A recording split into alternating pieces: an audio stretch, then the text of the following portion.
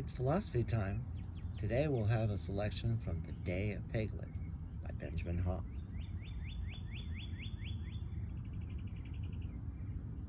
All the elements of pure science as practiced by the Taoists, the chance occurrence, the observant and inquisitive mind, deduction of the principles involved, application of those principles, modification of materials, and the new practice of the way of doing things.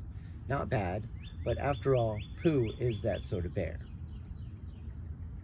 As we have already implied, there is a good deal more to the importance of the observation than scientific discoveries.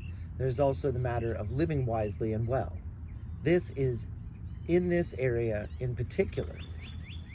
We believe that the West could learn a few things from the East. For example, what sort of education in practical wisdom do we tend to receive in school? There are 300 cows in a field. The gate has been left open and 2 cows pass through every minute. How many cows are left in the field after an hour and a half? This sort of thing, we're told, will help us when we graduate, help us apply our learning to everyday matters, and ideally help us discern the true from the false. But to return the term to the 300 cows math problem, if you have ever heard of cattle, you know that the cows do not pass through the open gate at a rate of 2 per minute. They either go through all at once or not at all, or they wander through whenever they feel up to it. In all probability, there will be no cows left in the field 10 minutes after the gate was opened, or a fence pulled down. But if you told the teacher that, you would be told that you were wrong. Such is the difference between school and life. If we were asked to condense Taoist teachings regarding everyday life to irreducible essentials, we would say observe, deduce, and apply. Watch what is around you, putting aside, as best you can, previous conceptions that you or others might have about it. Ideally, look at it as though you were seeing it for the first time. Mentally reduce it to its basic elements. See simplicity in complexity, as Lao Tse put it. Use intuition as well as logic in order to understand what you see. Look for connections between one thing and another. Notice patterns and relationships. Study the natural laws you see operating around them. Then work with those laws, applying the smallest possible amount of interference and effort in order to learn more and achieve whatever you need to and know more. Once you make a habit of observing, deducing, and applying, you may sense a pathway opening up ahead of you, or inside of you, or both, leading to a deeper understanding of things. You may even feel at times as though you're in some sort of other dimension, like the rose example of the Arabian Nights. But you're not really.